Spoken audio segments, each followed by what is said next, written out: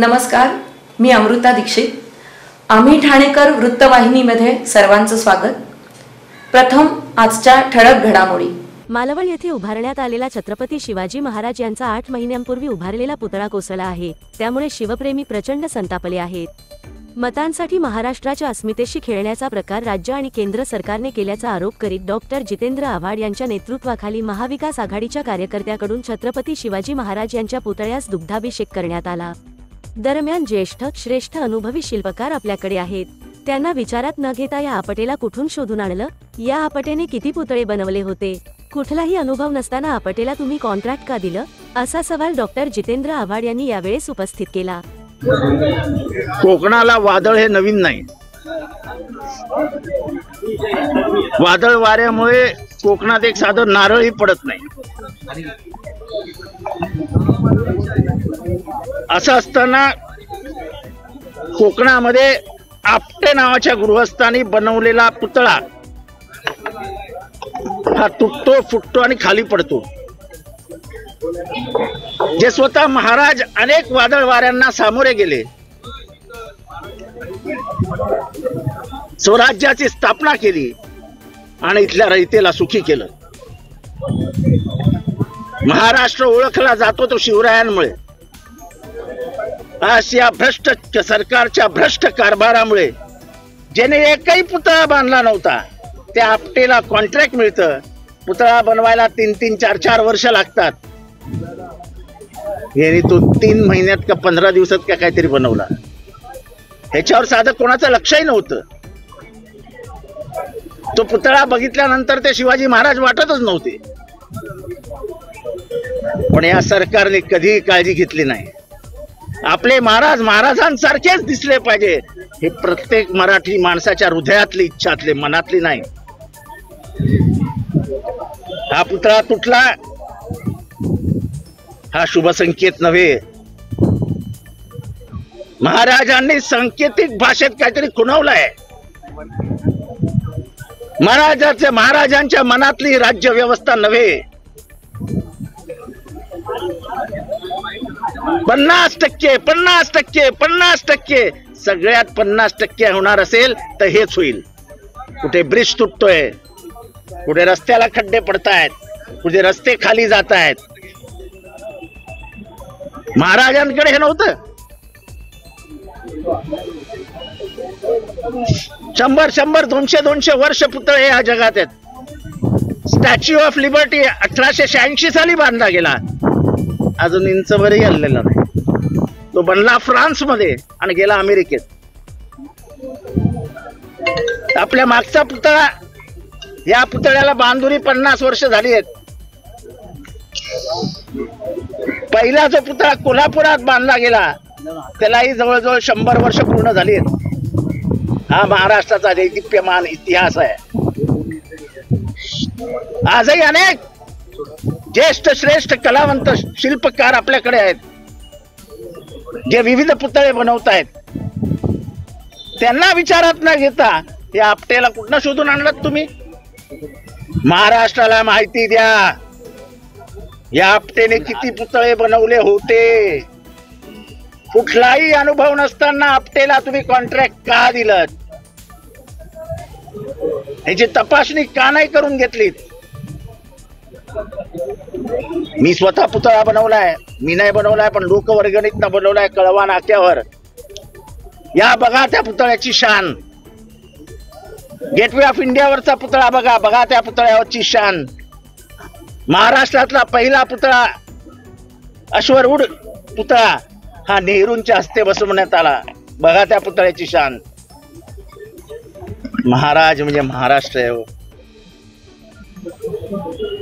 महाराष्ट्र म्हणजे महाराज म्हणजे महाराष्ट्राची अस्मिता आहे. सगळ्यालाच तडा गेला. नुसता महाराजांचा पुतळा पडला नाही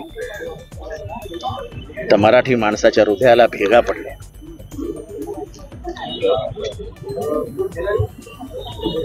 अजूनपर्यंत शासनाच्या वतीने एकही माणूस बाहेर आला नाही आणि महाराजांची माफी मागितली नाही. महाराज चुकलं. आपल्या संस्कारात कोणी माफी मागितली तर महाराष्ट्र उदार मनाने माफ करतो. महाराष्ट्राचं मन फार उदार आहे. पण चुकी असून पण तुम्ही माफी मागणार नसाल तर महाराष्ट्र तुम्हाला धडा शिकवेल. मुंबईतील गोविंदा पथकांसाठी शिवसेना प्रमुख बाळासाहेब ठाकरे यांच्या नावाची सन्मान चिन्ह व 1,11,111 रोख रक्कम अखिल गोविंदा पथक डोंगरी अंधेरी पूर्व यांना देण्यात आले. शिवतेज महिला गोविंदा पथकाला मासाहेब मीनाताई ठाकरे नावाची सन्मान चिन्ह व 25,000 रुपयाची रोख बक्षीस. ठाण्यातील गोविंदा पथकांसाठी गुरुवारी धर्मवीर आनंद दिघे साहेब यांच्या नावाची सन्मान चिन्ह व रोख रक्कम 27,500 व इतर थर लावून सलामी देणाऱ्या गोविंदा पथकाला रोख रक्कम देऊन सन्मानित केले आहे. मला वाटतं सकाळपासून या ठिकाणी संपूर्ण मुंबई असेल, ठाणे असेल, नंतर इतर शहरातून ही सर्व गोविंदा पथक या ठिकाणी सहभाग होण्यासाठी आले होते. आणि तुम्ही बघितलं असेल की या ठिकाणी खास करून मुंबईसाठी एक विशेष हंडी होती. हिंदू हृदय सम्राट शिवसेना प्रमुख बाळासाहेब ठाकरे यांच्या वतीने ती हंडी होती. त्याचबरोबर आमचे गुरुवर्य धर्मवीर आनंद दिघे साहेब यांच्या नावाचा स्मृतिचषक होता आणि ती खास करून ठाण्यातल्या गोविंदा पथकासाठी होती. आणि महिलांसाठी विशेष करून मासाहेब मीनाताई ठाकरे यांच्या नावाने सुद्धा या ठिकाणी चषक होता.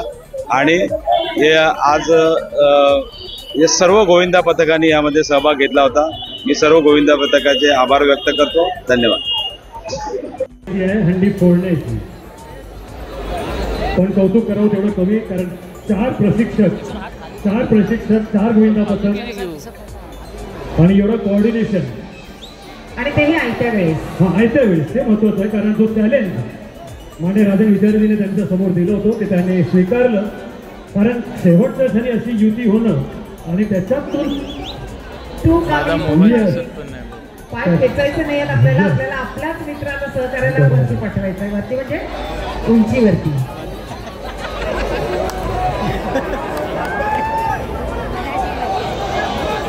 हरकत नाही, अगदी डोक्यावरच आहे. 1 2 3 4 5. श्रीफळ मला आहे. श्रीफळाने कोण काय तलवार विरोध काढतो की काय? डोक्याला खातो. Very good.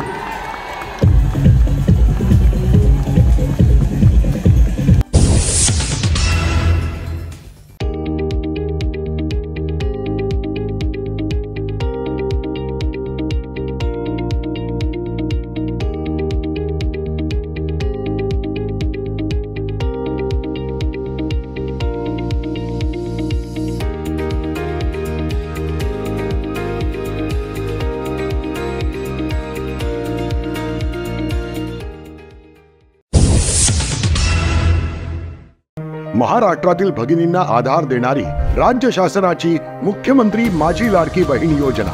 या योजनेअंतर्गत अल्प उत्पन्न गटातील 21 ते 65 वयोगटाच्या भगिनींना मिळणार दरमहा 1,500 रुपयांची मदत. अर्ज करण्यासाठी 31 ऑगस्ट 2024 पर्यंत मुदतवाढ. कुटुंबाचं वार्षिक उत्पन्न 2.5 लाख रुपयांपेक्षा कमी असलेल्या महिला पात्र. कुटुंबाकडे पिवळं किंवा केशरी रेशन कार्ड असल्यास उत्पन्नाचा दाखला आवश्यक नाही. पांढरं रेशन कार्ड असेल किंवा रेशन कार्ड नसेल तर कुटुंबाचं वार्षिक उत्पन्न 2.5 लाखांपेक्षा कमी असल्याचा दाखला आवश्यक. योजनेसाठीचा ऑनलाईन अर्ज नारी शक्ती दूत ॲपवरून किंवा पोर्टलवर भरता येईल.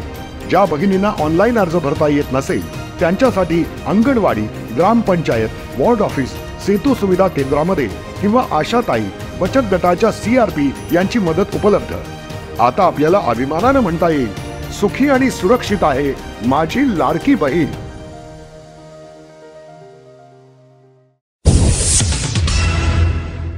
मालवणच्या राजकोट किल्ल्यावर उभारण्यात आलेला छत्रपती शिवाजी महाराजांचा 35 फुटी पूर्णाकृती पुतळा कोसळला. 4 डिसेंबर रोजी मालवणात पंतप्रधान नरेंद्र मोदींच्या हस्ते या पुतळ्याचं लोकार्पण करण्यात आले होते. मात्र कोट्यवधींचा खर्च करून बांधलेला हा पुतळा अवघ्या 8 महिन्यात कोसळला. त्यामुळे शिवप्रेमींनी नाराजी व्यक्त केली. या बुधवारी राष्ट्रवादी काँग्रेस पक्ष, शरदचंद्र पवार, उद्धव बाळासाहेब ठाकरे शिवसेना आणि काँग्रेसच्या कार्यकर्त्यांनी ठाण्यातील मासुंदा तलाव येथील छत्रपती शिवाजी महाराज यांच्या अश्वारूढ पुतळ्यासमोर निदर्शने केली. या आंदोलनात राजन विचारे, राष्ट्रवादीचे जिल्हाध्यक्ष सुहास देसाई, काँग्रेसचे जिल्हाध्यक्ष विक्रांत चव्हाण, शिवसेनाचे जिल्हाध्यक्ष केदार दिघे, राष्ट्रवादीचे जिल्हा कार्याध्यक्ष प्रकाश पाटील, महिलाध्यक्ष सुजाता घात, काँग्रेस महिला अध्यक्षा स्मिता वैती, ठाणे काँग्रेसचे प्रवक्ते राहुल पिंगळे यांच्यासह शेकडो कार्यकर्ते सहभागी झाले होते. मला वाटतं 10 वर्षापूर्वी या ठिकाणी छत्रपती शिवाजी महाराजांचं नाव घेऊन या ठिकाणी आले आणि लोकांनी त्यांना मतं दिली. परंतु आज तुम्ही जर बघितलं असेल या महाराष्ट्रामध्ये, देशामध्ये, आज तुम्ही समुद्रामध्ये मुंबईला पुतळा त्या ठिकाणी बसवणार होते, त्याचं भूमिपूजन त्या ठिकाणी झालं. आणि आज तुम्ही बघितलं असेल की ज्या परिस्थितीमध्ये या ठिकाणी 6,500 कोटी रुपये त्या ठिकाणी मंजूर झाले, परंतु अजूनही तिथलं काम सुरू झालं नाही. सर्व नद्यांचं, देशातल्या सर्व नद्यांचं पाणी तिथे घेऊन आले होते. स्वतः देशाचे पंतप्रधान या ठिकाणी आले होते आणि मोठा सोहळा त्या ठिकाणी केला. आणि आजही एक वीट तिकडे रचलेली नाहीत. बाबासाहेबांचं स्मारकचं काम चालू आहे, ते सुद्धा असंच अर्धवट चालू आहे, ते सुद्धा हे चालू आहे. आज कितीतरी वेळेला या देशातल्या महापुरुषांचा अपमान या ठिकाणी या सरकारच्या माध्यमातून या ठिकाणी झालेला आहे. आणि तुम्ही बघितलं असेल भ्रष्टाचाराची सीमा ओलांडलेली आहे. आज मालवणमधला जो हा राजकोट किल्ल्यातील हे जो या ठिकाणी पुतळा, छत्रपती शिवाजी महाराजांचा जो पुतळा, ज्या पद्धतीने जी काही घटना घडली आणि ज्या पद्धतीने आज तुम्ही बघितलं असेल, सरकार काल तर मुख्यमंत्री सर्व दहीहंड्याला फिरत होते. लाज वाटत नाही त्यांना? छत्रपती शिवाजी महाराजांचं आज एवढी मोठी घटना झालेली असताना सुद्धा या संबंध दहीहंड्याच्या मध्ये त्या ठिकाणी चमकोगिरी करतायत. आणि आज परिस्थिती तुम्ही बघितली असेल या देशाची कशी आहे. आज बदलापूर सारख्या घटना तुम्ही बघितलं असेल, 15 मिनिटांमध्ये एक अत्याचार एका मुलींवरती, महिलांवरती होतोय. सुरक्षा जी आहे महिलांना ती मिळत नाही. आज सर्वसामान्य माणूस तिथे बेजार झालेला आहे. समृद्धी महामार्गासारखे समृद्धी यांची झाली, परंतु आज त्या समृद्धी महामार्गाची अवस्था काय आहे? स्वतः मुख्यमंत्री या ठिकाणी स्वतः खड्डे बुजवत आहेत. अरे तुम्हाला अधिकाऱ्यांकडून काम करून घेता येत नाही का? लाडक्या कॉन्ट्रॅक्टरला घेऊन त्याकडे खड्डे बुजवायचं काम करतायत. ते तिथून निघाले लगेच खड्डा तिकडे पडतोय. आज तुम्ही बघितलं असेल या महाराष्ट्राची परिस्थिती, देशाची परिस्थिती. आज राम मंदिर सारखं हे सुद्धा त्या ठिकाणी निकृष्ट दर्जाचं काम केलं आहे. संसदेमध्ये या ठिकाणी निकृष्ट दर्जाचं काम केलेलं आहे. घाईघाईमध्ये अशा गोष्टी सर्व केलेल्या आहेत स्वतःचं हे करण्यासाठी, मतदारांना हे करण्यासाठी. आज तुम्ही बघितलं असेल, आज म्हणजे कुठलीही त्यांना अस्मिता त्या ठिकाणी नाही आणि आज त्या ठिकाणी राजकारण करतायत.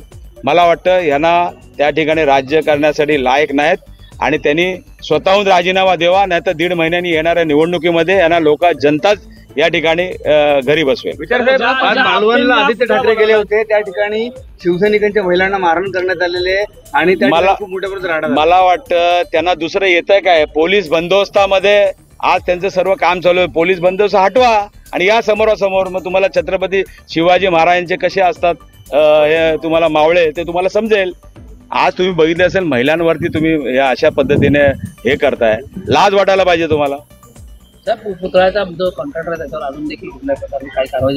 मी तुम्हाला मगाशीच सांगितलं की या ठिकाणी फक्त लाडका कॉन्ट्रॅक्टर, लाडका मेवणा, लाडका भाऊ, लाडका मुलगा, लाडका हे सर्व तुम्ही बघितलं, सर्व लाडक्यांसाठी योजना चालू आहे स्वतःच्या आणि स्वतःची समृद्धी या ठिकाणी चालू आहे.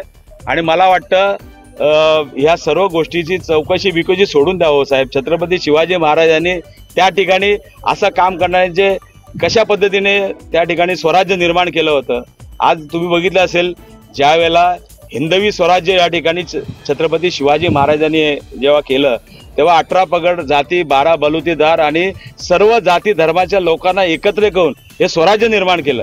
परंतु आज छत्रपतींचं नाव घेऊन ज्या पद्धतीने हे राजकारण करू पाहतायत आणि या लोकांच्या भावनेशी खेळतायत, तर मला वाटतं ह्यांना इथे राहण्याचा अधिकार नाही आणि मला वाटतं त्यांनी स्वतःहून राजीनामा द्यावा. चला.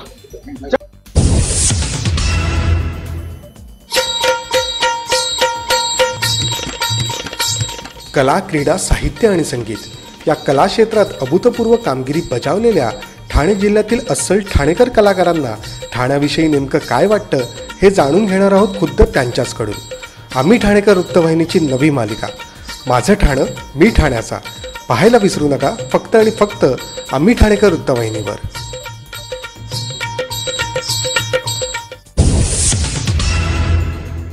नमस्कार, मी गणेश राऊत. ठाणे या शहराबद्दल काय बोलावं आणि काय नको.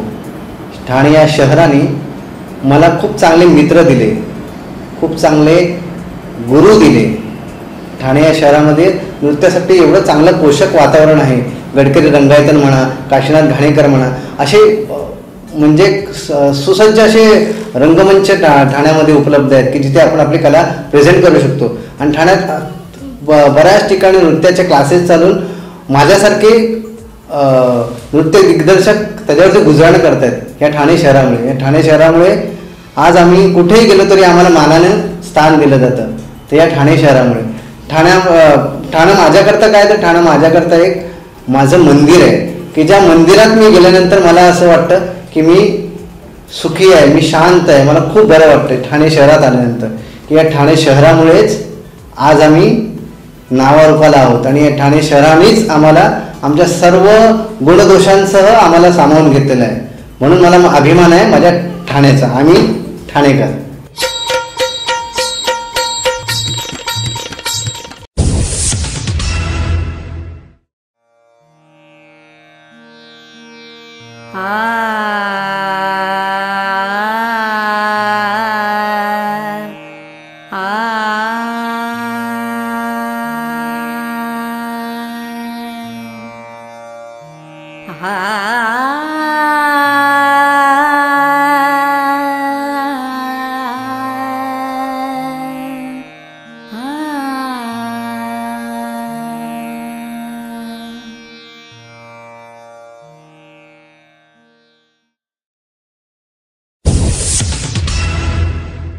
आम्ही ठाणेकर. आम्ही ठाणेकर. आम्ही ठाणेकर. आम्ही ठाणेकर. होय, ठाण्यात आम्हाला अभिमान आहे आणि होय आम्ही ठाणेकर.